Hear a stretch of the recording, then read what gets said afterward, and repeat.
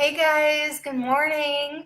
I wanted to, since it's Sunday, talk about how to look through your trackers to see what you have learned over the previous week and to help motivate you to start this week making sure you're tracking everything that is going to set you up for success and help you to learn what is going to help us lose weight. So if you here, say hi, because it's really hard to see because I'm doing it from my computer. So make sure that you leave a message. Hi. There we go. Okay. So let's go over what's on your page of your tracker. Okay. You have your water that you need to be tracking. You have your hours of sleep. You have how much you've lost so far since you started. You have your weight, the date, and your mindset. You have all of your meals and snacks, and then you have your me time. Like this one, that was my first page that printed from the beginning of last week. So, okay, you have your me time, your exercise, why today was great, and whether you went to the bathroom or not. These are all the key elements that you want to be tracking in order to get a feeling for what's helping you to lose weight and what's not helping you to lose weight. So in front of me right now, I have all of my trackers. And again, I wanted to start out pen and paper while I was still learning the system. And then probably at the end of next week, I'll move into the PDF on the computer, but I like to write it down so I can look at it in front of me. So here's a few things that I've been able to look at and notice about the days that the scale went up and the days that the scale went down. First of all, really interesting to go back and look at what you wrote down as your mindset and whether or not you actually bothered to fill out why today was great. Now, you may think those are the least things that are important for losing weight, but actually not. I bet you'll see that if you take the time to look for the positive things, why today was great, and start the day with a positive mindset, you're going to see that your weight loss is actually going to improve. Because the days that I don't fill this out, the days that I can't figure out, don't bother, I don't feel positive, I don't write why today was great, are the days that the next day or 2 days later, I notice that the cycle is heading upwards instead of heading downwards. Okay, that means that maybe you're on the path for some emotional eating. Okay. Also this week, I experimented with different consistent breakfasts. The whole first half of last week, I had eggs for breakfast, and then the whole second half of the week, I did Shakeology for breakfast. And going back and looking and seeing now at the end of the week, what was actually a more successful breakfast? Which days were more successful in terms of breakfast? So also you want to try to lay them out in order. The next question that we've been getting a lot is, what is a portion?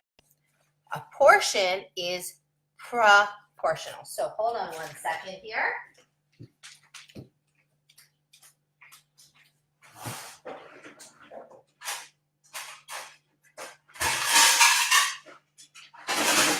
I have 3 different plate sizes here, okay? And you can be 100% on plan using all of these. This is a big plate. Think of this as the Papa Bear plate, okay? This is the Papa Bear plate. This plate is about 14 inches wide. This is an average size dinner plate, okay? This is what they now sell as dinner plates. In my house, this is a serving plate. However, call this the Papa Bear plate. If you have a lot of weight to lose and you're always really hungry or you're struggling, then, maybe you're a really big guy, you might want to eat on a plate like this. Most of us, however, will be eating on one of these 2 plates. This is a 9-inch plate and this is a 11-inch plate, okay? And that's how you figure out your portion size. And for a lot of you who may be used to measuring everything out, that is a little bit scary. However, on average, okay, 50% veggies, 25% protein, 25% FFC for lunch, okay? Now, what I like to do is I like to think ahead of time, how hungry am I? And that will determine whether or not I'm using this plate or this plate. And then I'll track what size plate I used or how much I put on my plate. So again, if I had, let's say, half a cup of brown rice, so then maybe I'm also going to have, a half a cup of chicken. If I'm having a cup of chicken, or like this morning, I'm having Shakeology, I'm also having 1 cup of cooked oatmeal, not a half a cup, because it's 50% protein, 50% FFCs, okay? So you really want to look here at your plate. If you're having, 1 kind of normal piece of chicken breast, then you want to have, a half a cup to 3/4 of a cup of your FFC, like brown rice or roasted sweet potato, and then the other half of your plate is going to be vegetables. Now, some people are going to use a plate like this, and some people are going to use a plate like this. Some days you may use a plate like this, and some days you may use a plate like this. That's how portions works, because we have this incredible thing called more sure, right? Watch that video. So you have 2 different options. You can start with the bigger plate, or if you see that you're having a struggle in terms of seeing that number go down on the scale, then switch to the 9-inch plate, okay? And on the 9-inch plate, say, hey, I'm starting with this size plate, but remember, it is not cheating. It is how I'm supposed to figure out what's the right amount of food for me is more sure. So when you finish the food on your plate, you have another big cup of water. Then fill up your plate again and you start with the vegetables. And this is something I really had to learn over this week. Practicing more sure. Because a lot of times you're like, well, I really want more of that protein. I don't want more of that carb. I don't want more veggies. I don't want more water. I don't have enough room for all of that. I have enough room for more chicken because that was super delicious. And that's when you got to ask yourself. That's when you know you're getting on the scale tomorrow. And hi, Sophie. Hi. And hi, Jenny. It's so great to see you. So when you are deciding whether you want more, you should always feel 100% free to have more, as long as you are willing to drink your water and eat the 50% vegetables before you hit the rest of that plate, okay? That is the most important thing, but it's also the most liberating, the most freeing thing ever, because it is not cheating. You're going to be 100% on plan if you keep eating more sure. And this is especially important over the weekend. So this is our Sunday video, right? Over the weekend, you're sitting maybe with family, maybe you're having a barbecue, whatever it is, okay? And I want to just address now on this topic a few questions that have come up from my challengers, and maybe they're applying to you too. Number 1, what if you go somewhere and there's nothing to eat? This comes up a lot, and in my opinion, and from what I've seen from Alana, is that she'll say there's always something to eat, but let's say they only make one little scrawny salad and everything else is not even an FFC and proteins. So I will tell you, I was at a barbecue organized by my husband's friends last Friday, and I was starving because all they had was and meat and beer and hummus and like mayonnaise coleslaw and water, and that was it. Yeah, that's it. So I didn't have a choice to do anything else. So what I did is, thank God I had a good breakfast before I went, but I just kept drinking water. I kept drinking water. I had meat. Then I waited, and then there was watermelon. I had watermelon as my FFC, and there was zero vegetables, guys. So I just drank water. And I focused on why I was there. Celebrating my husband's big football victory with his friends. It wasn't about me. No one's forcing me to drink beer and eat steak all day. So I just kept drinking water. 3-4 hours later, I was hungry again. I had a little bit more protein. There wasn't anything else, and water. And then I went home. And in my house, there were tons of vegetables.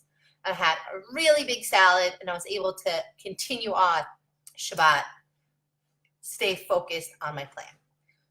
Here's the thing. That's why weighing in keeps you accountable. Because if you know you're going to weigh yourself the next day, you have a choice. You have a choice to say it's impossible, or there's something I can eat. There's always water. Next time, I actually made a note in my calendar that when this barbecue comes up again next year, I will volunteer to bring a vegetable platter, because you can't leave it to men to figure these things out.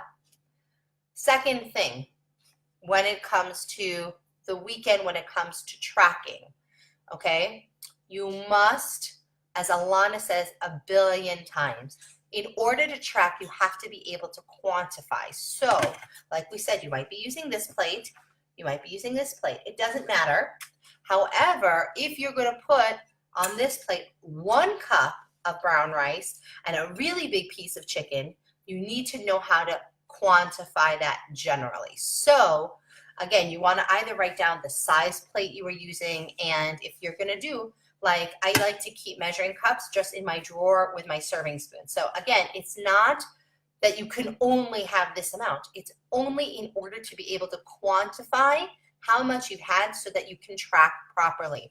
So you're going to have 1 cup of chicken. You're going to have 1 cup of brown rice. You're going to have a half a cup of brown rice and 1 cup of chicken. Whatever it is generally, again, as long as you're tracking it, it really doesn't matter. Now, the same thing goes if you have a treat.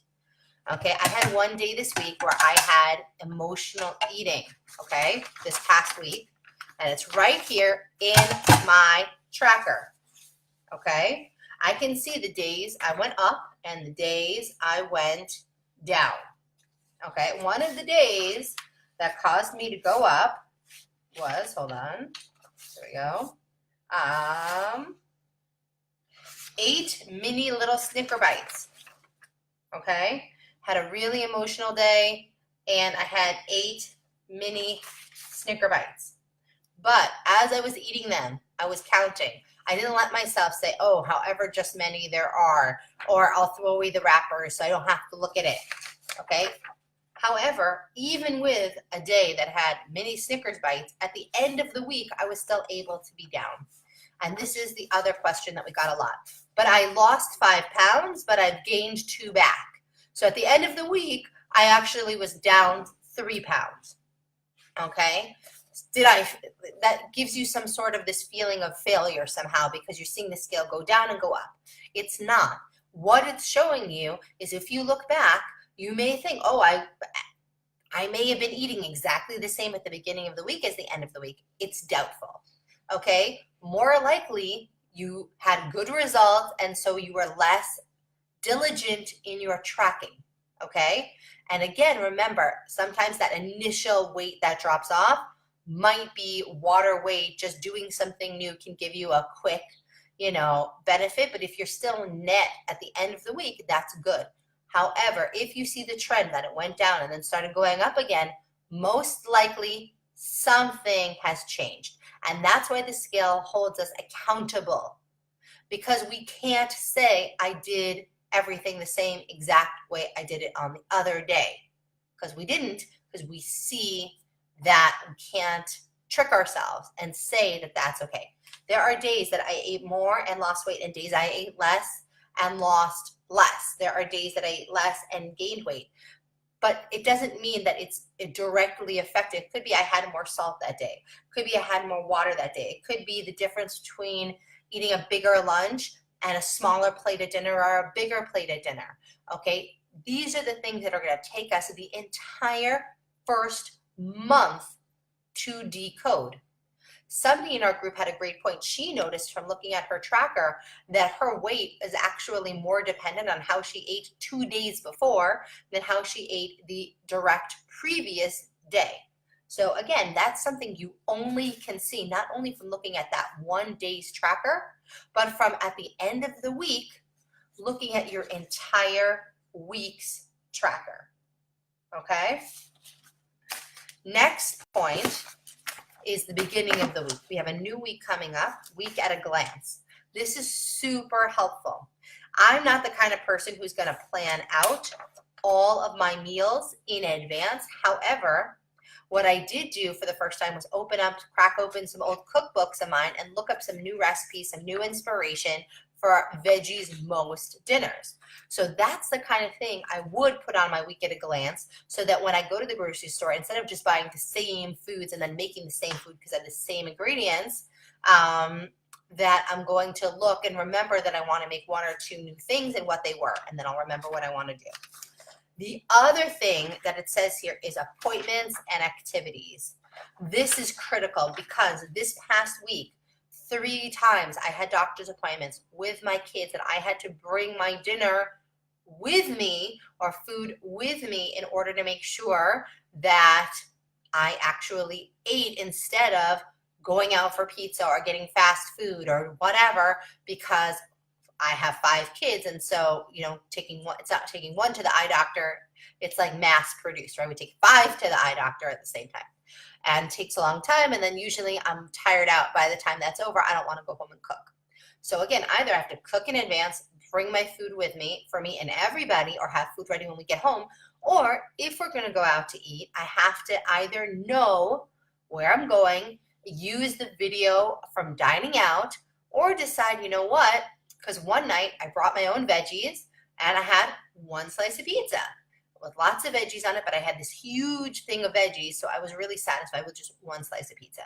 The next time I actually brought my Shakeology with me. I had my Shakeology and my veg and a huge thing of veggies for dinner, and I was totally able to skip, you know, what the kids were eating. So again, knowing your activities and appointments in advance for your week. If you have a wedding, if you have anything going on, is going to allow you to look ahead. Because if you know you have a wedding coming up, so my life, right, Jenny? I know. Okay. It's crazy. So if you have a wedding coming up, then the day before the wedding, you're really not going to want to have your Snicker day, okay? Because you know you're going to want to maybe have a glass of wine at the wedding. You're going to track it. You're going to weigh yourself the next day. But what I noticed is that 1 day a week, max 2 days of a total week, I can have a treat.